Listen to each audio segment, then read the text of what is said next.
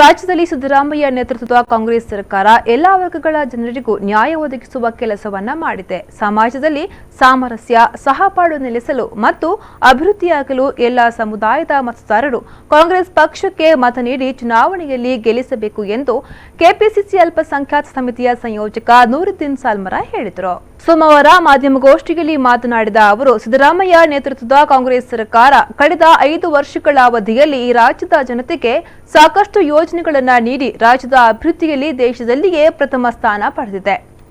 ಹಸಿವು ಮುಕ್ತ ಕರ್ನಾಟಕಕ್ಕಾಗಿ ಅನ್ನಭಾಗ್ಯ ಯೋಜನೆ, ಮಕ್ಕಳ ಪೌಷ್ಟಿಕಾಂಶವನ್ನು ಹೆಚ್ಚಿಸಲು ಕ್ಷೀರಭಾಗ್ಯ, ಉಚಿತ ಶಿಕ್ಷಣದ ವ್ಯವಸ್ಥೆ, ಉಚಿತ ಬಸ್ ಪಾಸ್ ವ್ಯವಸ್ಥೆ ಮೊದಲಾದ ಕ್ರಾಂತಿಕಾರಿ ಕಾರ್ಯಕ್ರಮಗಳನ್ನು ಜಾರಿಗೆ ತರುವ ಮೂಲಕ ಜನಸಾಮಾನ್ಯರ ಕಣ್ಣೀರು ಒರೆಸುವ ಕೆಲಸವನ್ನು ಸಿದ್ದರಾಮಯ್ಯ ಸರ್ಕಾರ ಮಾಡಿದೆ ಎಂದು ಹೇಳಿದರು.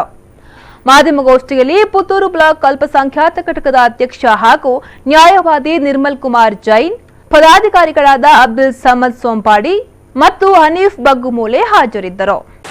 ಕರ್ನಾಟಕ ರಾಜ್ಯವು ಹಲವಾರು ಜಾತಿ, ಮತ, ಧರ್ಮ, ಪಂಗಡಗಳನ್ನು ಹೊಂದಿದ್ದರು. ಎಲ್ಲ ವರ್ಗದ ಜನರು ಅತ್ಯಂತ ಸೌಹಾರ್ದತೆ, ಸಹಬಾಳ್ವೆಯನ್ನು ನಡೆಸುತ್ತಾ ರಾಜ್ಯದ ಸಮಗ್ರ ಅಭಿವೃದ್ಧಿಗಾಗಿ ನೆರವಾಗಿದ್ದಾರೆ. ಆದರೆ ಇತ್ತೀಚಿನ ವರ್ಷಗಳಲ್ಲಿ ರಾಜ್ಯದ ಅಭಿವೃದ್ಧಿಯನ್ನು ಸಹಿಸದ ವಿರೋಧ ಪಕ್ಷಗಳು ಜನರ ನಡುವೆ ಜಾತಿಯ ವಿಷಬೀಜವನ್ನು ಬಿತ್ತಿ ಪರಸ್ಪರ ದ್ವೇಷವನ್ನು ಸಾರುತ್ತಾ ಸಮಾಜವನ್ನು ಒಡೆಯಲು ಪ್ರಯತ್ನಿಸುತ್ತಾ ಆ ಮೂಲಕ ರಾಜಕೀಯ ಲಾಭಕ್ಕಾಗಿ ದುಸ್ಸಾಹಸವನ್ನು ಪಡೆಯುತ್ತಿದೆ.